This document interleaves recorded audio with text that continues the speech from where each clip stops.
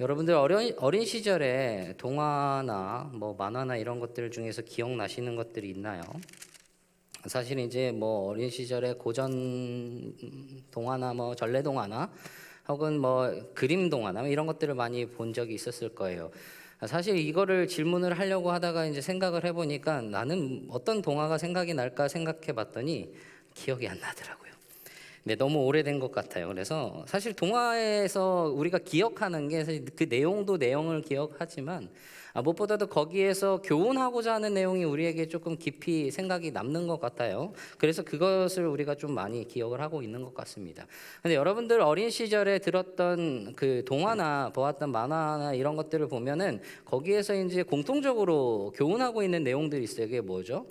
권선징악. 네, 인과응보 이런 것들을 많이 이야기합니다. 그래서 선을 권하고 악을 이제 징계하는, 그래서 이제 행한 대로 그렇게 결과가 이어지는 그런 것들을 보게 돼요. 그래서 요즘에 이제 동화나 만화나 영화나 그 현대 동화들 되게 많이 생겼지만 이전에는 결과가 비슷했죠. 주인공들이 항상 이제 이기는, 네, 흥부와 네, 잘 살았더라. 뭐 이런 내용들로 이제 끝이 나는 그런 내용들을 보게 되는 것이죠.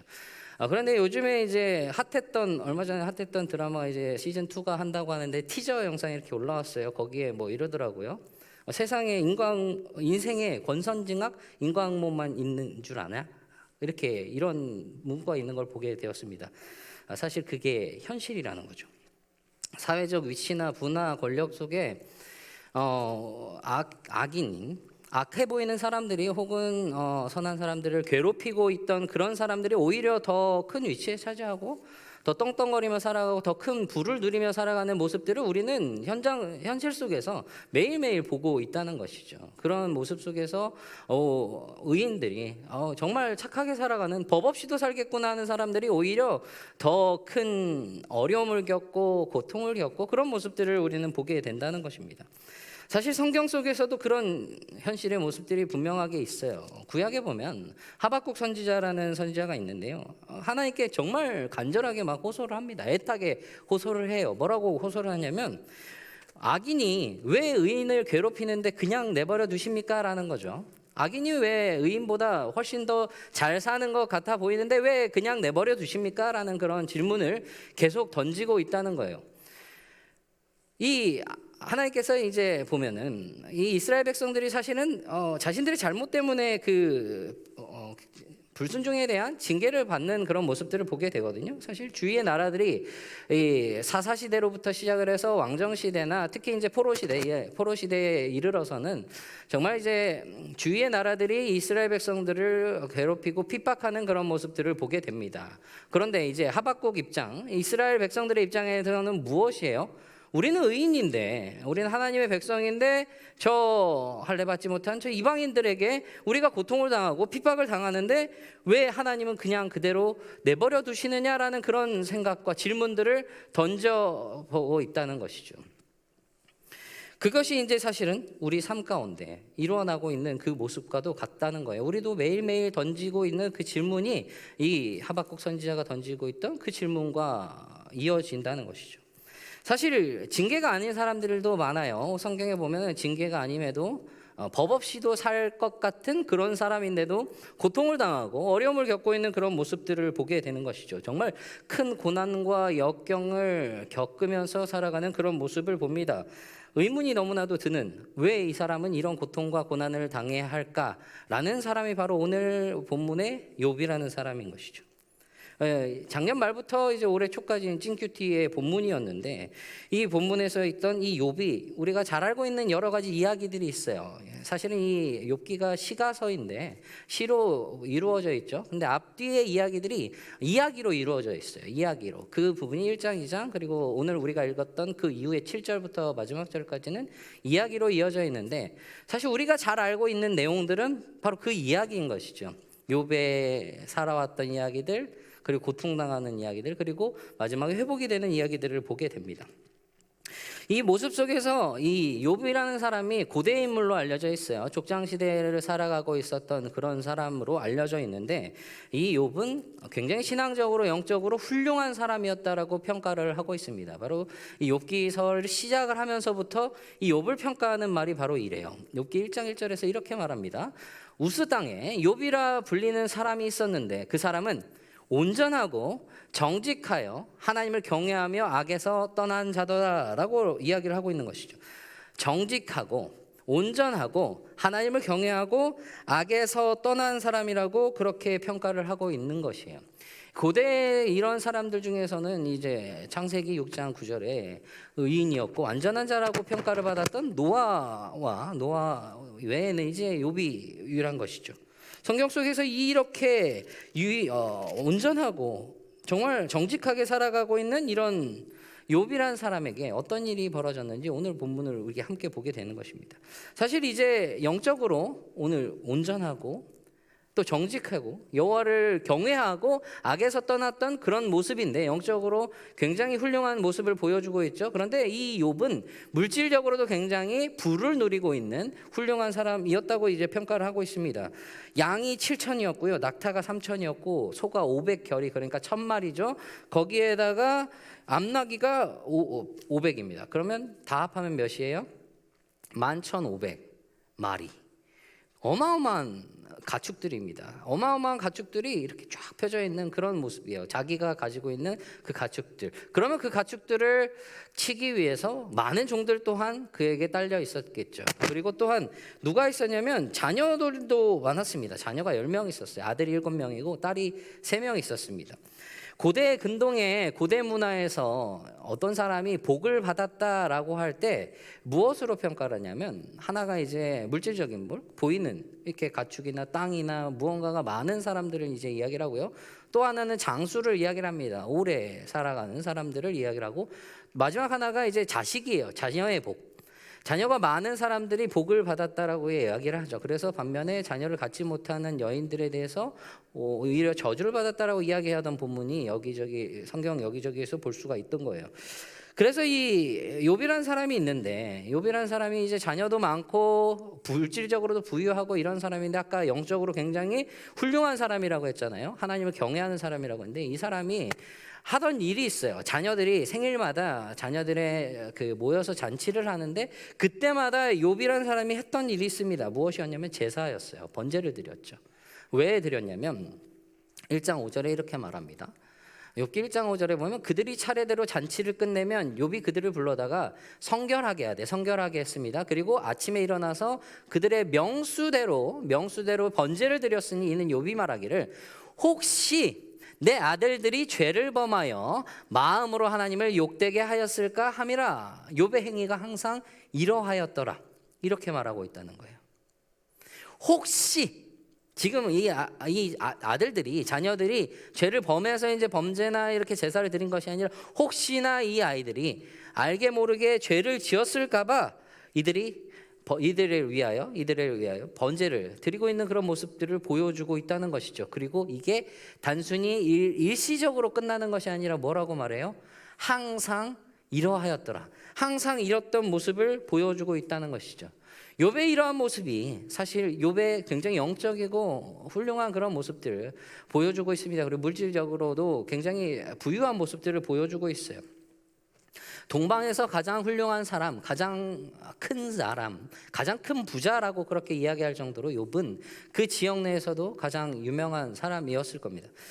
그런데 이 욥에 대해서 훌륭함을 표현을 하고 있는데 아까 이야기했던 정직하고 온전하고 여호와를 경외하고 악에서 떠났던 이 모습들을 욥의 정체에 대해서 욥의 캐릭터에 대해서 이렇게 설명을 했잖아요. 이 욥기 시편 잠언 전도서 아가서를 이제 시가서라고 하기도 하는데 또 하나 부르는 말이 지혜서입니다. 지혜에 대해서 이야기를 하고 있다는 거예요. 그러니까 그 지혜 속에서 지혜를 구현해 나가는 사람이 있을 거 아니에요. 지혜자가 있을 거죠. 그 지혜자에 대해서 잠언에서는 이렇게 표현을 합니다. 잠언 2장 7절과 3장 7절에 그는 정직한 자를 위하여 완전한 지혜를 예비하시며 행실이 온전한 자에게 방패가 되시느니 3장 7절에 스스로 지혜롭게 여기지 말지어다 여호와를 경외하며 악에서 떠날지어다. 정직한 자가 누구냐? 하나님의 길을 똑바로 가는 사람이라는 거예요. 하나님의 지혜를 가지고 하나님의 그 뜻을 따라서 하나님의 길을 정직하게 가는 사람이 바로 그 정직한 자라는 거죠. 그리고 정직한 자는 어떤 사람이냐? 행실이 온전한 사람이라는 거예요. 행실이 온전한 사람. 그리고 그 행실이 온전함은 여호와를 경외하고 악을 떠난 모습으로 나타나는 것이죠. 누구예요? 욥이에요. 욥이 바로 그 지혜를 정말 정확하게 구현하고 있는 그런 모습이라는 겁니다. 하나님의 길을 가고 있는 그런 모습이라는 거예요. 아까 말했던 인과응보 권선 징악이 있잖아요. 그 원리를 한번 욥에게 대보면 어때요? 더 잘 살아야겠죠. 더 풍성하게, 더 부유하게, 더 넘치게 잘 살아야 할 거예요. 그 자녀들에게도 그 넘치는 복이 연결이 되어야 되겠죠. 그런데 실제로는 그렇지 않다는 거예요. 실제로 그렇지 않은 모습을 우리가 보게 된다는 것이죠. 욥에게 고난이 오잖아요. 그럼 이 모습을 통해서 욥에 대해서 설명하고 있는 이 말을 통해서 욥의 그 캐릭터를 통해서 무엇을 설명을 하고 있냐? 두 가지를 알려주고 있습니다. 이제 욥이 고난을 당하게 될 텐데 이제 오게 될 이 욥의 고난은 욥의 잘못이 아니다라는 것을 이제 먼저 보여주고 있습니다. 욥의 책임이 있지 않다는 것을 이제 보여줘요. 또 하나는 무엇이냐면 권선징악이나 인과응보의 그 원리가 꼭 적용되는 것만은 아니다라는 것을 이제 보여준다는 것입니다. 천상회의가 일어납니다. 하나님이 보시기에도 욥은 아름다운 사람이었어요. 정말 온전하고 하나님을 잘 섬기는 그런 사람이었어요. 그래서 정말 칭찬을 아끼지 않으십니다. 그렇게 표현을 하세요. 그런데 사탄이 무엇이라고 말하냐면 하나님 욥은 까닭없이 주님을 섬기지 않을 거예요. 지금 욥이 풍성하게 부유하게 자식들도 많고 재산도 많으니까 그러니까 하나님을 경외하고 하나님을 섬기고 하나님을 사랑하는 겁니다. 이렇게 말했던 겁니다. 그래서 이제 그것이 없어지면 하나님을 원망하고 저주할 거예요라고 했더니 그래서 이제 그 욥의 생명을 건드리지 말 것 한도 내에서 욥의 그 재산들이 하나씩 사라지게 됩니다. 재앙이 임했어요. 자녀들이 이제 잔치를 벌이고 있을 그때 마다들의 집에서 잔치를 벌이고 있을 그때 종들이 하나씩 욥에게 오기 시작을 합니다. 스바 사람들이 나귀들을 다 빼앗아갔대요. 소들을 다 빼앗아가고 종들을 죽였다고 하고 있는 것이죠. 불이 갑자기 떨어져서 양들을 다 태우고 종들도 다 불태워 버렸다고 하는 겁니다. 갈대아 사람들이 와서 나귀를 빼앗고 종들을 죽였다고 이야기를 해요. 이 소식이 연이어서 말이 끝나기도 전에 또 오고 말이 끝나기도 전에 안 좋은 소식이 또 오고 말이 끝나기도 전에 또 안 좋은 소식이 또 오고 그중에서 제일 안 좋은 소식, 제일 가장 최악의 소식이 무엇이냐? 자식들이 다 죽었다는 거예요. 큰 바람이 불어서 이 집의 내기퉁이가 무너지면서 자녀들이 거기에 다 깔렸다는 것이죠. 한순간에 다 사라졌습니다. 그의 소유가 모두 사라져 버렸어요. 그 수많던 11,500의 마리의 그 수많은 가축들, 종들, 자녀들까지 모두가 한 번에 사라져버린 그런 모습을 보게 된다는 것이죠. 우리에게 이런 일이 벌어졌으면 어땠을까요? 나에게 이런 일이 벌어졌다면 생각을 해보는데 상상만 해도 끔찍해요. 상상을 하기조차도 싫었습니다. 우리에게 이런 일이 벌어졌을 때 어떻게 될까라는 그런 상상조차도 힘든 그 일에 욥은 어떻게 반응을 했느냐? 1장 20절에 욥이 이렇게 반응을 합니다. 욥이 일어나 겉옷을 찢고 머리털을 밀고 이게 정말 가장 애통하는 애곡, 정말 최고의 슬픔을 표현하는 그런 모습이에요. 겉옷을 찢고 머리털을 밀고 그리고 그 다음에 땅에 엎드려 예배했다. 땅에 엎드려 예배했대요.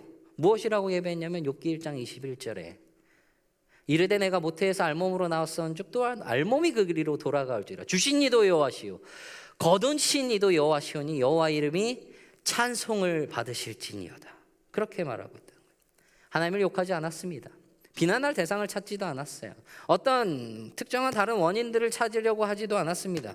보상이 없어도 하나님을 경외하고 보상이 없으면 하나님을 원망하고 저주할 것이다라고 했던 그 사탄의 말과 전혀 다르게 그 모든 것들이 다 사라진 후에도 하나님을 찬양하고 하나님께 경배하며 하나님을 욕되게 하지 않았습니다. 그런 모습들을 보여주고 있다는 것이죠.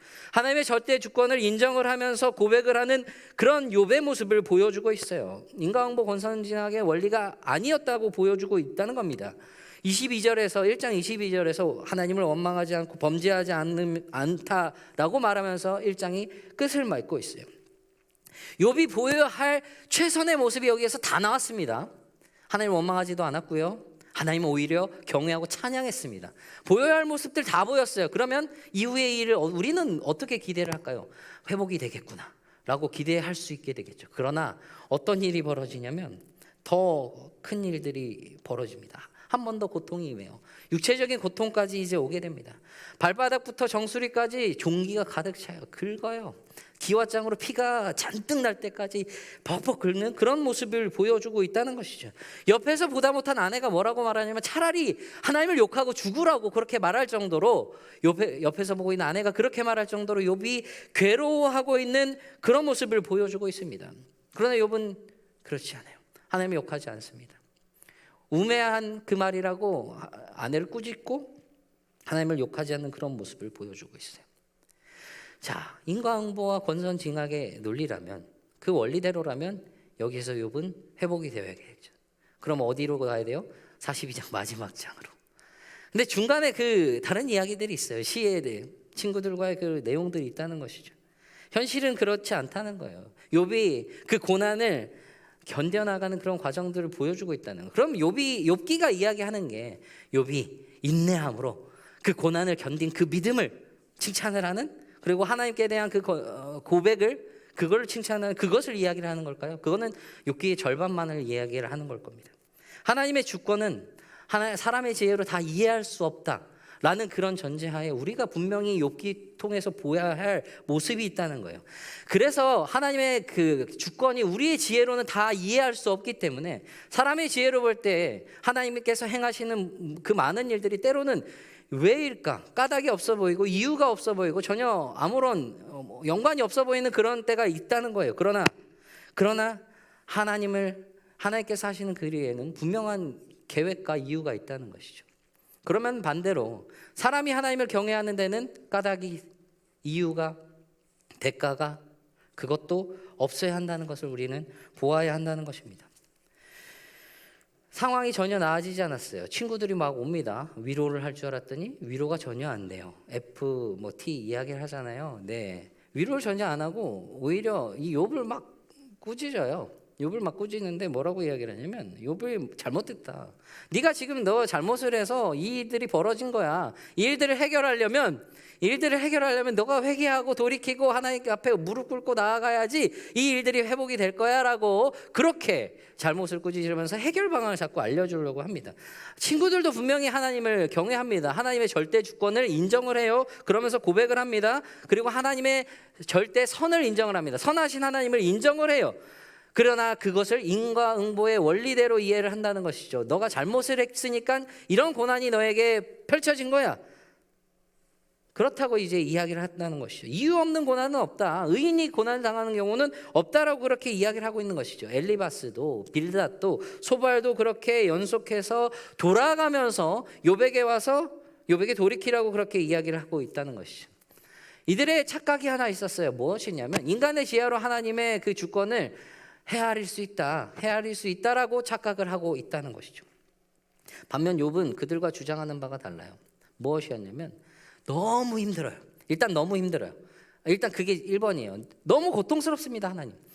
너무 고통스러워서 차라리 내가 태어나지 않았으면 좋았을 뻔했다고 여길 정도로 그렇게 고통스러워요. 주님, 하나님 나 그렇게 고통스러워요 라고 이야기하는 그 첫 번째에 이어서 무엇이라고 이야기하면, 고통 중에 있을 때 이 고통의 이유가 무엇입니까? 라고 묻습니다. 나는 잘못한 게 없는데, 나는 의롭게 하나님을 경외하고 그렇게 살아갔는데 나의 잘못은 없는데 왜 나에게 이런 일들이 벌어졌습니까? 라고 그렇게 끊임없이 물어보고 질문하는 그런 욥의 모습이 보여진다는 것이죠.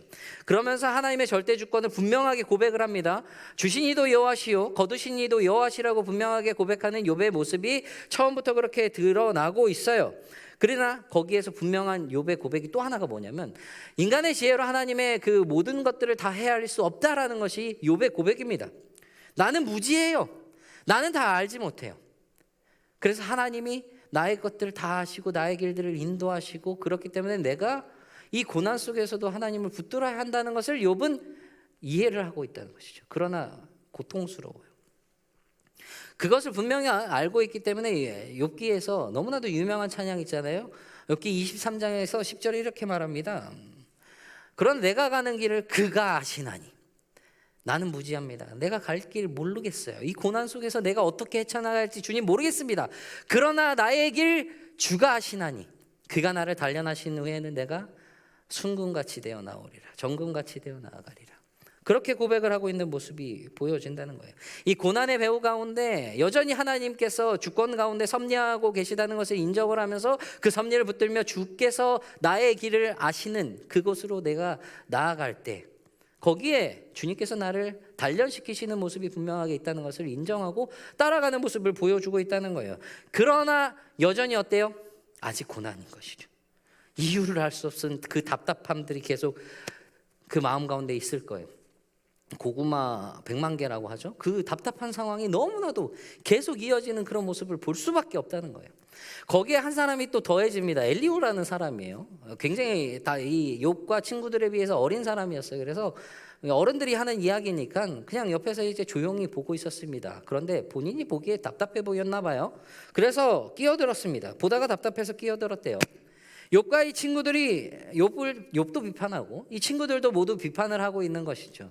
그러면서 이야기를 하고 있는 것이 권선징악과 인과응보의 원리로 그것을 또한 이야기를 하고 있습니다. 엘리후가 막 이야기를 하는 것이 하나님의 초월성에 대해서 굉장히 많이 이야기를 합니다. 그리고 하나님의 그 지혜와 하나님의 그 놀라우신 일들을 그 오묘한 그 역사들을 이렇게 막 다 이야기를 해요. 나열을 하면서 너네라고는 하진 않겠죠. 연장자들이니까 당신들이 뭘 알기에 그렇게 말하고 욥은 어떻게 당신이 그걸 뭘 다 알기에 잘못이 없다고 그렇게 얘기할 수 있느냐라고 그렇게 막 이야기를 하고 있다는 거예요. 그런데 정작 뭘 이야기를 하냐면 자신은 그것을 알고 있는 것처럼 이야기를 하고 있다는 것이죠. 모순된 그런 모습을 보여주고 있다는 것이죠. 자신 그 모습들을 이야기를 하면서 엘리후가 이야기를 할 때 결국 어떻게 되느냐, 하나님이 드디어 등장을 하십니다. 하나님이 나타나셔서 직접 이야기를 하고 계세요. 이 길었던 고난의 여정이 있었어요. 너무나도 고통스러웠겠죠. 마음적으로도 너무 힘들었을 거예요. 가축들이 다 없어진 것 마음 너무 힘들었겠죠. 근데 자식들 10명의 자식들이 다 잃었을 때 그 마음이 어땠을까? 그런데 그 아픈 마음을 다 잊어버릴 정도로 몸이 너무 괴로운 그런 고통 속에 있을 때 그 길었던 그 고난을 끝낼 수 있는 분이 등장을 하셨다는 거예요. 하나님이 나타나셨다는 거죠. 사실 욥의 고난에 대해서 욥이 끊임없이 물어봤잖아요. 왜 이런 일들이 나에게 벌어졌을까라고 끊임없이 물어볼 때 거기에서 하나님께서 그 천상에 있었던 일을 조금이라도 이야기를 해주셨으면 분명히 알았을 거예요. 모두가 납득을 했을 겁니다. 그런데 그걸 전혀 이야기를 하지 않으세요. 하나님께서는 나타나셔서 욥의 그 고난에 대해서 하나도 언급을 하지 않으신다는 거예요. 그 고난이 뭔지, 그 고난의 이유가 무엇인지, 그 고난을 통해서 너에게 보여줄 게 무엇인지를 전혀 언급을 하고 계시지 않다는 겁니다. 무엇을 말씀을 하시느냐? 내가 누구냐? 하나님이 누구신지를 말씀하세요. 창조하셨다. 일일이 하나씩 세세한 모든 것들 다 하나님의 손길로 이루어졌다는 것을 그것을 말씀을 하십니다. 그리고 그 모든 것들의 생명의 주인이 누구시냐? 하나님이시다라는 것을 그것을 이야기를 하고 계세요. 그것을 그리고 무슨 일을 하시느냐? 그 이것들을 하나하나 세세한 그 모든 것들을 다스리시는 그 하나님의 모습을 보여주고 있다는 겁니다. 누구도 다 헤아릴 수 없는 그런 일들을 하나님께서 분명하게 말씀을 하셨어요. 그게 하나님의 일이라고 그렇게 이야기를 하셨다는 겁니다. 욥도 엘리바스도 빌닷도 소발도 그리고 마지막에 왔었던 엘리후도 하나님의 그 놀라우신 일들, 그 오묘한 일들을 그 어떤 지혜로도 다 헤아릴 수 없다는 거예요. 이 모든 것들을 그 모든 것들을 다 이루어낸 하나님, 너희는 나를 아느냐? 그렇게 하나님이 물어보고 계시다는 것이죠. 그 누구도 대답을 할 수가 없다는 거예요. 인과응보, 권선징악이라는 그런 것들이 전혀 적용되지 않는 그런 모습을 보여주고 있다는 것이에요. 욥의 그런 부와 그리고 그 부를 잃었던 그 고난에 대한 언급이 전혀 없다는 것이죠. 그럼 욥기에서 계속해서 질문하고 있는 그 질문, 그 의문, 욥이 물었잖아요. 이런 고통들 너무나도 고통스러운데 이 끊임없는 고통 속에서 이 이유가 무엇일까 질문을 했는데 그 질문의 해답을 얻었어요? 못 얻었어요. 하나님 말씀하지 않으셨거든요. 왜 이런 고난이 있었는지 너가 왜 고난을 받게 되었는지에 대해서 전혀 이야기를 하지 않았습니다. 우리는 말씀을 통해서 알아요. 천상에서 하나님과의 그 대화 속에서 대가 없이 하나님을 경외하지 않을 겁니다라고 했던 그 모습 때문에 그런 일이 벌어졌다는 걸 우리는 성경을 통해 알지만 욥과 그 친구들 그리고 엘리후는 전혀 모를 거라는 것이죠. 그러나 욥은 그 해답을 얻지 못했음에도 묻지 않습니다. 더 이상 하나님을 꼬치꼬치 캐묻지 않아요. 하나님께 그것을 알려달라고 찐득하게 붙들지 않아요. 그것에 대해서 질문을 받지 않아도 괜찮다고 여기고 있다는 것을 보여주고 있다는 것이죠. 욥의 이런 모습들을 통해서 우리가 볼 수 있는 게 무엇이냐? 이 욥기에 대한 의미, 의로운 자가 아까 말했던 그 지혜자, 하나님의 길을 따르는 그 사람이 당하고 있는 고난, 거기에 대해서 보여주고 있는 의미가 무엇일까? 그것을 이야기를 하고 있다는 겁니다. 하나님께서 하시는 그 모든 일들 속에서는 사실은 하나님은 권선징악이나 인과응보나 기타 그 많은 여러 가지 방식들이나 그 원리들이나 그 특정한 방식에 하나님의 일은 제한되지 않는다는 거예요. 하나님의 일은 누구도 그 어떤 것으로도 제한할 수 없다는 겁니다. 우리의 생각으로는, 우리의 상식으로는 제한을 하고 이렇게 되면 이런 것들이 이루어지겠구나라고 기대를 하고 상상을 하지만 하나님은 그것보다 훨씬 초월하셔서 그것보다 훨씬 뛰어나게 모든 것들을 이루어 가시는 모습을 우리는 보게 된다는 것이죠. 한정되게 일하시는 분이 아니시라는 거예요. 그게 바로 하나님의 절대 주권을 인정하는 거라는 겁니다. 하나님이 일하시는 것에 한계를 두는 것은 우리의 생각이라는 거예요. 친구들 엘리후 그런 주권적인 일들을 자기들의 이해로 인과응보와 권선징악의 그 원리로 이해하려고 했고 그것을 욥에게 이야기를 하면서 욥으로 하여금 돌이키라고 그렇게 계속해서 이야기하는 모습을 보게 해주었다는 것이죠. 욥은 그것을 계속 들었어요. 그런데 그것은 아니라는 것을 욥은 알았습니다. 친구들이 이야기하고 엘리후가 이야기하는 그 하나님의 일하심, 하나님의 그 주권, 그게 아니다. 나는 듣기보다 하나님께서 직접 이야기하시는 것을 바라보기를 원한다. 그래서 마지막에 주여 내가 귀로만 듣기만 하였사오나 이제 눈으로 주를 배옵나이다. 그렇게 고백을 하면 더 이상 자신이 물어봤던 그 대답의 질문이 해결되지 않다 해도 더 이상 질문이 필요 없던 거예요. 주님을 보았습니다. 주님을 보았어요. 주님의 그 일하심이 무엇인지 바라봤어요. 내가 다 헤아릴 수 나는 무지해서 헤아릴 수 없지만 하나님이 일하심의 그 주권의 모습들을 바라보았어요. 그러면 그런 모습 속에서 우리가 보아야 할 것이 무엇이냐? 그 지혜의 원리들 속에서 우리가 바라보아야 할 것이 무엇이냐? 욥이 회복된 것 그걸 이야기를 하는 것이 아닙니다. 물론 욥이 회복됐어요. 2배가 됐죠. 재산이 많이 불었습니다. 천상의 회의 속에서 처음에 이야기하던 것들이 있었어요. 무엇이었죠? 사탄이 질문했던 거. 아무런 대가 없이 하나님을 경외하지 않을 겁니다. 아무런 대가 없이 하나님을 경외하겠습니까? 라는 그런 질문. 친구들과 엘리후가 무엇이라고 말했어요? 욥에게 너가 아무런 이유 없이 아무런 그런 잘못 없이 이런 고난과 이런 어려움을 겪게 됐느냐라고 이렇게 질문을 했습니다. 그 답을 위해서 우리가 바라보아야 할 것이 있어요. 이사야 63장에 8절 9절에 이렇게 말합니다. 그가 말씀하시되 그는 실로 나의 백성이요 거짓을 행하지 아니하는 자녀라시고 그들의 구원자가 되사 그들의 모든 환난에 동참하사 자기의 앞에 사자로 하여금 그들을 구원하시며 그의 사랑과 그의 자비로 그들을 구원하시고 옛적 모든 날에 그들을 드시며 안으셨으나 하나님의 백성이라고 하세요. 구원자라고 하시죠. 하나님이 베푸신 그 구원을 이야기를 하시면서 무엇이라고 말씀하시냐면 환난에 동참했다. 욥의 그 고난 속에서 하나님이 전혀 말씀하시지 않는 것과 같은 그런 침묵처럼 보이는 그 순간이 있었지만 하나님이 부재하지 않으셨습니다. 여전히 함께 하셨고 그 환난 속에서 동참하시고 함께 그 환난을 겪어나가셨습니다. 그 고통 속에서 걸어가고 있는 그 모습들을 욥을 통해서 보여주셨다는 거예요. 이사야에서도 그렇고 예레미야에서도 그렇고 하나님은 항상 동일하게 얘기하십니다. 우리에게도 동일하게 얘기하세요. 우리도 살아가는 동안 우리가 이해할 수 없는 그런 여러 가지 고난과 역경들 속에 하나님이 나와 함께 하시느냐고 하나님 나와 지금 동행하시느냐고 물어보고 질문했던 그때에도 하나님이 여전히 우리와 함께 하시고 하나님께서 우리의 그 환난과 역경 속에 함께 그것을 겪고 계시다는 그 모습을 이야기를 하고 있다는 것입니다. 아니 오히려 더 큰 고난을 주님께서 겪으셨어요. 그 모습 우리는 봅니다. 이 땅에 오셨어요. 이 땅에 오셔서 인간의 낮고 낮은 그 몸을 입으시고 그 모든 고난 다 당하시고 십자가를 지시고 그 모든 저주와 심판을 다 끌어안으시고 십자가에서 돌아가서 죽으셨습니다. 이유가 무엇이에요? 까닭이 있어요? 잘못이 있으십니까? 아무 죄도 없으신 분께서, 이유 없이 고통 당하신 그분께서 우리와 함께 계시다는 거죠. 우리를 대가 없이 사랑하시고 값없이 하나님의 놀라운 구원의 은혜를 베풀어 주시고 여전히 지금도 하나님의 값없는 은혜로 날마다 우리를 붙들어 주시는 그 모습이 우리 가운데 있다는 거예요. 그게 우리의 삶을 감싸고 있다는 겁니다.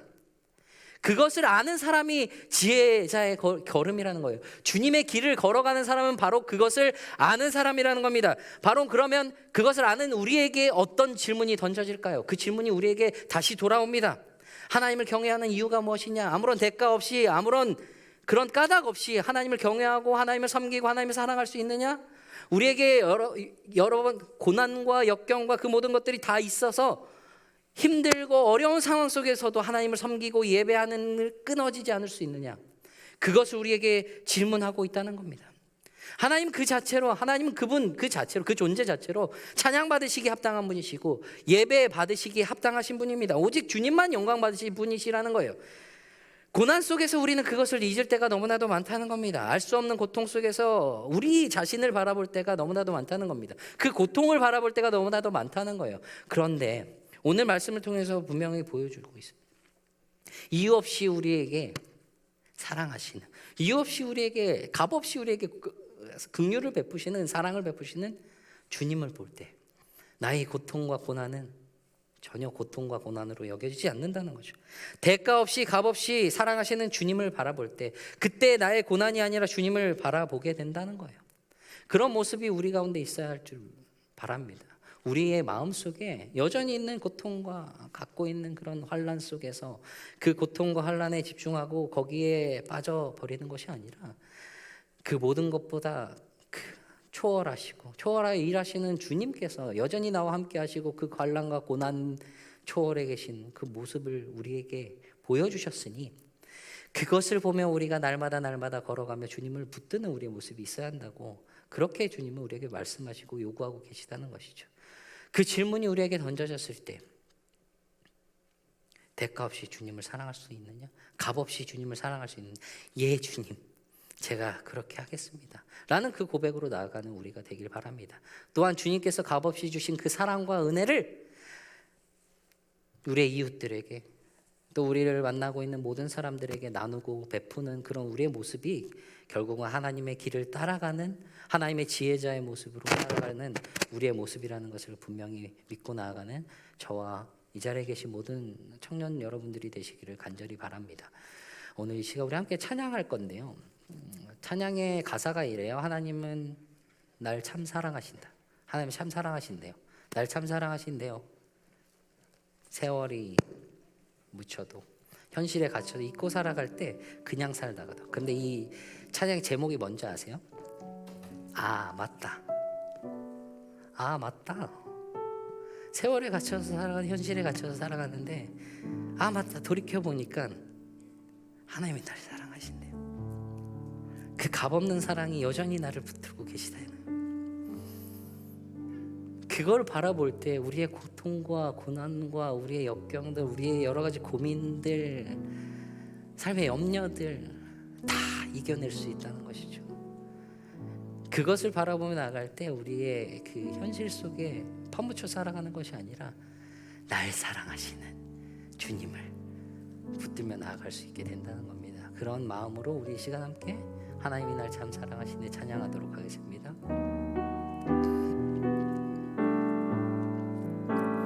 하나님이 날 참 사랑하시네. 하나님이 날 참 사랑하시네. 하나님이 날 참 사랑하시네. 하나님이 날 참 사랑하시네. 하나님이 날 참 사랑하시네. 다시 한번 찬양할까요? 하나님이 날 참 사랑하시네. 하나님이 날 참 사랑하시네. 하나님이 날 참 사랑하시네. 하나님이 날 참 사랑하시네. 세월에 묻혀 세월에 묻혀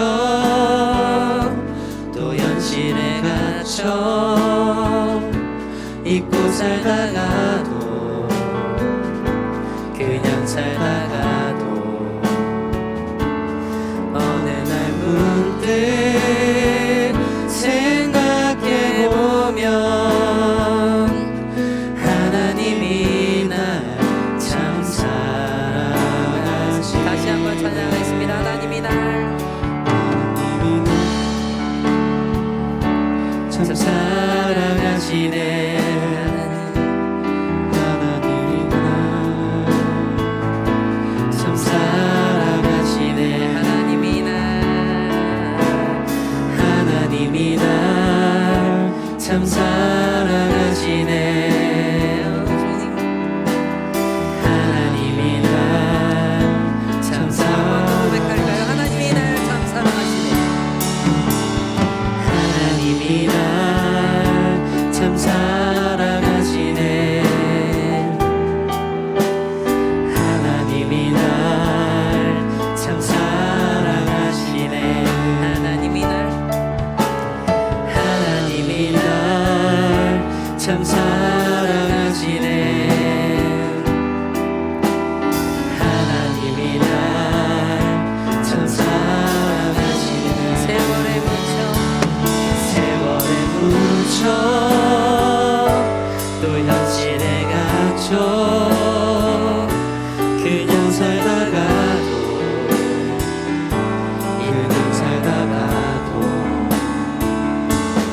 어느 날 문득 생각해보면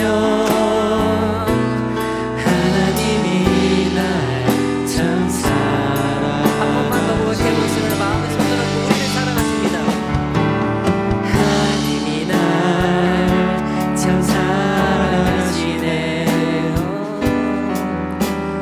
하나님이 날 참 사랑하시네. 하나님이 날 참 사랑하시네. 하나님이 날 참 사랑하시네. 세월에 묻혀 또 현실에 갇혀 그냥 살다가도 그냥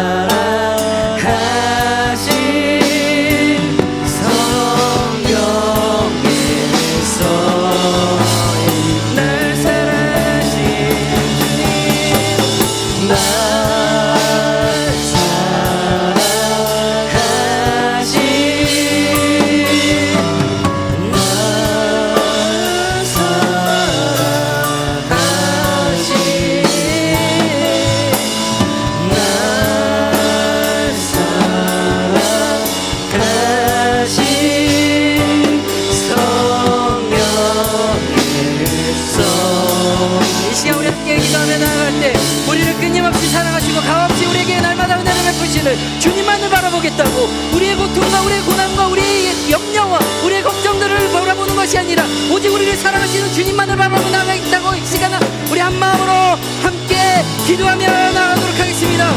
거룩하신 하나님, 놀라우신 사랑으로 우리를 붙들어 주신 하나님의 놀라운 은혜를 감사합니다. 우리를 여전히 사랑하시고 우리를 붙드시는 그 주님의 사랑을 우리가 경험하고 우리가 깨닫고 나아가는 우리의 모습이 되게 인도하여 주심에 너무나도 감사합니다. 주님이 이 세상을 살아가는 가운데 하나님을 잘 섬기며 살아간다고 생각하고 있을 때 여전히 우리에게 있는 그 고난과 역경과 우리가 복음으로 인하여 받는 그런 어려움들이 있음을 주님 바라봅니다. 그런 모습 속에 주님 주저앉지 않게 하시고, 주님 우리가 그것들로 인하여서 주님 염려하지 않도록 주님 우리를 끝까지 붙들어 주시옵소서. 하나님, 우리를 날마다 사랑하시는 그 사랑이 우리에게 값없이 베푸시는 그 긍휼과 사랑임을 우리를 기억하게 해주시고, 아무런 대가 없이 우리를 사랑하시고 우리에게 구원을 베푸신 그 놀라운 은혜를 기억함으로 주님 그 주권을 붙들며 나아가는 우리의 모습이 될 수 있도록 인도하여 주시옵소서. 날마다 우리가 걸어가는 그 걸음걸음이 하나님께서 인도하시는 걸음이 될 수 있도록 인도해 주셔서, 하나님 그 길을 걸어갈 때마다 하나님이 인도하시고 이끄시는 그 걸음으로 인정하며 고백하며 나가는 우리의 모습이 될 수 있도록 주님 인도하여 주시옵소서. 그리하여서 우리 삶 가운데 있는 여러 가지 고통과 역경과 고난보다 훨씬 더 크시고 그 모든 것들 위에 주님 하나님을 붙들어 나가는 우리의 모습이 될 수 있도록 주님 인도하여 주시옵소서. 그리하여서 무엇보다도 우리가 주님 값없이 베푸신 그 사랑을, 주님 우리 주신 그 사랑을 우리가 기억하며 주님은 우리가 그렇게 사랑하는 우리가 되길 간절히 바랍니다. 날 사랑하신 주님 그 모습처럼 주님 우리가 주님을 더욱더 기쁨으로 사랑하고 주님을 더욱더 헌신하며 나아갈 수 있는 우리의 모습이 될 수 있도록 주님 인도하여 주시옵소서. 그러한 모습 가운데 주님을 더 붙들며 나아가는 우리가 되게 인도하여 주시고, 그 모습 속에서 헌신하며 섬기며 나아가는 우리의 모습들 속에 주님의 영광이 나타나고 주님께서 베푸시는 그 놀라운 사역의 은혜가 주님의 일하심의 그 역사하심이 나타날 수 있도록 우리의 삶과 우리의 걸어가는 그 모든 걸음들을 주님 인도하여 주시옵소서. 그래야해서 우리의 모든 모습 속에 주님 함께 하시고 역사하시고 우리를 사랑하시는 주님의 그것들을 붙들며 나갈 수 있는 우리의 모습이 될 수 있도록 인도하여 주시옵소서. 고난과 역경 다 이겨낼 수 있는 우리의 모습이 될 수 있도록 주님 인도하여 주시옵소서. 이어서 우리 함께 기도하실 때 우리의 생각과 우리의 기준으로 하나님의 그 일하심을 제한했던 우리의 모습들을 다 내려놓게 해달라고. 하나님의 역사하심은 한계가 없고 하나님의 일하심은 한계가 없기에 그 가운데서 우리가 믿음으로 나아갈 때 주님께서 그 놀라운 역사 속에 우리를 통해서 이루시는 그것들을 우리가 바라보게 해달라고. 그러한 모습 속에 우리의 것들도 다 던져놓고 주님만을 붙들고 주님의 그 한계 없으신 그 놀라우신 역사 속에 그 초월하시는 그 손길 속에 우리가 온전히 붙들며 살아가는 우리가 되게 해달라고. 이 시간 우리 함께 한 마음으로 한 번 더 기도하며 나가도록 하겠습니다. 역사하신 하나님 그 주권 가운데 붙들리는 우리가 되길 간절히 바랍니다. 하나님의 그 놀라운 주권 속에 우리를 붙드시고 우리의 삶을 인도하시고 무엇보다도 이 세상의 그 모든 나아가는 그 모든 순간순간에 하나님의 다스리심이 없이는 단 한 순간도 주님 불러갈 수 없음을 주님 바라봅니다. 하나님 우리의 생각들을 주님 그 한계들을 깨어놓도록 주님 붙들어 주셔서 그것보다 훨씬 더 크신 하나님을 바라볼 수 있도록 주님 인도하여 주시옵소서. 그래서 하나님의 그 한계 없으신 그 능력으로 하나님의 그 지혜와 하나님의 그 놀라운 역사하심으로 그 모든 것들을 이루어 나가실 때 그 이루어 가심 속에 우리를 통하여 일하시는 것을 날마다 바라보며 그 가운데 순종으로 나가는 게 모습이 될 수 있도록 주님 인도하여 주시옵소서. 그래서 우리 마음 가운데 있는 그런 여러 가지 지금 우리를 제한하고 있는 것들을 다 내려놓게 하여 주시고 그 모든 것들을 다 뿌리치고 내려놓고 주님 앞으로 온전히 우리가 나아갈 때 주님 한계 없으신 그 사랑과 은혜로 온전히 그 모든 것들을 이루어가시는 그 모습을 바라보고 나갈 수 있도록 인도하여 주시옵소서. 우리를 사랑하시는 그 사랑으로 인하여 우리를 통하여 역사하시는 그 역사하심으로 인하여 우리가 날마다 주님의 일로 나아가는 우리의 모습이 될 수 있도록 인도해 주시고 주님의 그 사역 가운데 주님의 그 헌신 가운데 주님 우리가 그 국 가운데 순종 헌신으로 주님 순종으로 나갈 수 있는 우리의 모습이 될 수 있도록 인도하여 주시옵소서.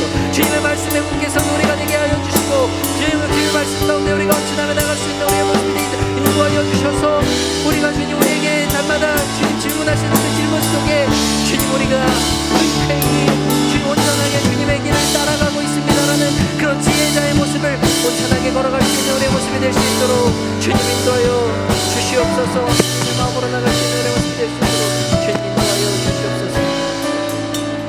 마지막으로 기도할 때 우리 이너프 공동체와 우리 이너프 공동체가 나아가는 모든 걸음들, 그리고 우리 모든 사역들, 그리고 이제 곧 개강의 시즌이 다가올 때 우리가 세상 가운데 살아가면서도 세상과 구별된 그런 거룩한 청년들의 모습을 나타내며 살아가게 해달라고, 그 안에서 주님의 귀하신 일들을 우리의 삶으로 그 복음된 삶으로 힘써서 나타내는 우리 모든 청년들과 이너프 공동체 되게 하여 주시옵소서라고 이 시간 우리 함께 한 마음으로 기도하며 나아가도록 하겠습니다. 신실하신 하나님의 놀라우신 계획 가운데, 이 세계를 계획 가운데 주님의 이너프 공동체를 허락하여 주시고 귀한 청년들 하나님의 이름을 부르며 하나님을 예배하고 하나님을 사랑하며 하나님의 귀한 섬김으로 나아갈 수 있도록 인도해 주시기 감사합니다. 주님께서 주신 그 사랑과 은혜를 받음으로 끝난 것이 아니라 그것들을 흘려보내는 귀한 사역으로 나아가기를 간절히 원하오니, 그 모습 속에서 주님의 일하심을 바라보게 하여 주시고 주님의 역사하심을 주님 날마다 바라보는 경험하는 그 모습들을 통하여서 하나님 우리의 삶 가운데 우리의 모든 여정 속에서 주님 우리를 이끌어가신 것들을 바라보며 나아갈 수 있는 우리의 모습이 될 수 있도록 주님 인도하여 주시옵소서. 청년들 각자 한 사람 한 사람을 붙들어 주셔서 주님 세상 가운데 살아가고 있지만 세상과 구별된 하나님의 거룩한 청년들 다되게 인도하여 주셔서 이 청년들을 통하여 이루어가신 하나님의 놀라운 역사들 속에 주님 귀한 일꾼들로 사용되게 하여 주시고 하나님의 놀라운 역사심 속에 우리 청년들이 하나님의 귀한 복으로 사용되어지는 그 귀한 일들이 있도록 인도하여 주시옵소서. 하나님 주님 여러가지 상황과 환경 속에서 우리의 모습들을 바라보는데 주님 그것들보다 훨씬 더 크신 하나님을 바라볼 수 있는 우리 청년들 다들이 있도록 인도해 주시고 하나님의 귀한 청년들의 삶을 통하여 주님의 사랑이 전해지고 주님의 복음이 전해지고 이 삶의 모습을 통하여 하나님 귀하신 역사를 삶 가운데 나타내는 청년들 다될 수 있도록 주님 인도하여 주시옵소서. 은혜와 사랑이 풍성하신 하나님, 그 귀하신 사랑으로 우리를 붙들어 주심에 감사합니다. 아무런 대가 없이 아무런 값 없이 우리에게 놀라운 구원의 은혜를 베풀어 주시고 하나님의 자녀 삼아 주시고 날마다 우리를 사랑한다 말씀하시며 우리와 동행하여 주심에 감사합니다. 때로는 우리가 하나님이 날마다 함께 하신다는 것을 잊어버리고 우리의 고난과 역경과 우리의 그 염려와 걱정 속에 그것들을 바라보며 그것들에 빠져서 하나님 함께 하시는 것을 잊으며 살아갈 때가 있었음을 고백합니다. 주님 날마다 우리와 동행하시고 날마다 우리와 함께 하시고 그 사랑으로 우리를 붙드신다는 것을 잊지 않는 우리의 모습이 될 수 있도록 인도하여 주시옵소서. 날마다 걸어가는 삶 속에서 주님의 주권을 붙들며 나아가는 우리가 되게 하여 주시옵소서. 우리의 지혜로 다 헤아릴 수 없는 하나님의 그 놀라운 역사하심이 있음을 바라보며 우리가 한계짓지 않게 하시고 하나님의 그 역사를 우리가 제한하지 않도록 하여 주셔서 한계 없으시고 제한 없으신 하나님의 그 놀라운 일들 속에 날마다 우리의 모든 것들 다 내려놓고 순종하며 헌신으로 나아갈 수 있는 우리 모두가 될 수 있도록 주님 인도하여 주시옵소서. 그래야 해서 우리에게 날마다 질문하시는 주님께서 우리를 사랑하셨듯이 우리도 아무런 대가와 아무런 값 없이 주님을 사랑할 수 있느냐는 그 질문에 예 주님 그렇게 고백할 수 있는 우리가 되게 하셔서 주님을 사랑하고 주님을 섬기고 주님을 예배하는 우리의 모습 속에 우리의 마음 가득 채우시는 주님의 놀라운 사랑이 있도록 주님 인도하여 주시옵소서. 주님께서 주신 사랑과 은혜를 우리가 받음으로 끝나는 것이 아니라 또 함께 전하며 나누는 귀한 사역들을 하기를 원하오니 그 모든 사역들 속에 우리의 사랑, 주님의 사랑이 전해지게 하시고 우리의 손길을 통해 주님의 손길이 전해지게 하여 주셔서 지금 그 모습들을 통해 하나님의 귀한 복음의 역사가 하나님의 귀한 영광이 나타나는 그런 일들이 날마다 일어날 수 있도록 하나님의 귀한 이너프 공동체와 사랑하는 우리 청년들을 주님께서 은혜 가운데 붙들어 주시옵소서. 세상 가운데 살아갑니다. 세상 가운데 살아가지만 하나님의 구별된 백성의 모습들을 충실히 살아가게 하여 주셔서 그 삶의 모습으로 주님의 복음된 삶을 살아가게 하셔서 걸어가는 그 모습들 속에 말하는 그 모든 말들 속에서 주님의 향기가 전해지는 귀한 청년들 다 되도록 주님 인도하여 주시옵소서. 그렇게 우리를 이끌어 가실 주님을 바라며 감사드리며 우리 주 예수 그리스도의 이름으로 기도하옵나이다. 아멘. 주 예수 그리스도의 은혜와 하나님의 사랑과 성령님의 함께 하시는 복과 은총이 주님의 귀한 사랑, 값없는 사랑을 받아 누리는 우리가 주님을 그렇게 사랑하고 주님께서 주신 그 사랑을 우리의 이웃들과 우리의 주위의 사람들에게 전하기를 결단하는 이 자리에 모인 모든 청년들과 사랑하는 인어프 공동체와 하나님의 귀한 세계로 교회 위에 영원토록 함께 있을지어다. 아멘.